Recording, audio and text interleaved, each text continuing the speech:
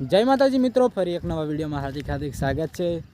गई काले बहुत वरसाद आ गयो है। 7 वाग्याथी चालू थयो, सांजे 5 वाग्या लगी चालू रह्यो अने अमारे मगफળી वाई थी बधी डूबी गई है। तो हूँ बताऊँ, जो आ बाजू बधी मगफળી बधी डूबी जी, आ बाजू बधा पाणी काढ़ी काढ़ीने आव्या छे। सरस मजानुं बधुं जो वातावरण केवुं मस्त देखाय छे।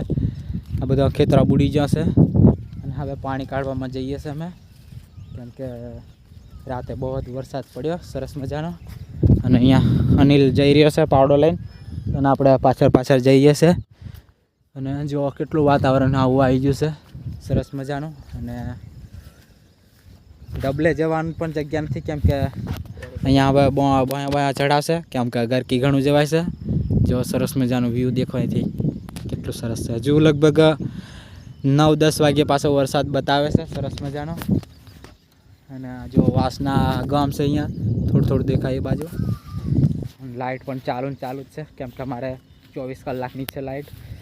એટલા માટે ને અહીંયા સીડા ઉપર જઈએ એટલે કંઈક જનાવર ના હોય એ ધ્યાન રાખવું પડે, કેમ કે અત્યારે વરસાદ પડે એટલે કઈડી હઈડી જાય એટલા માટે।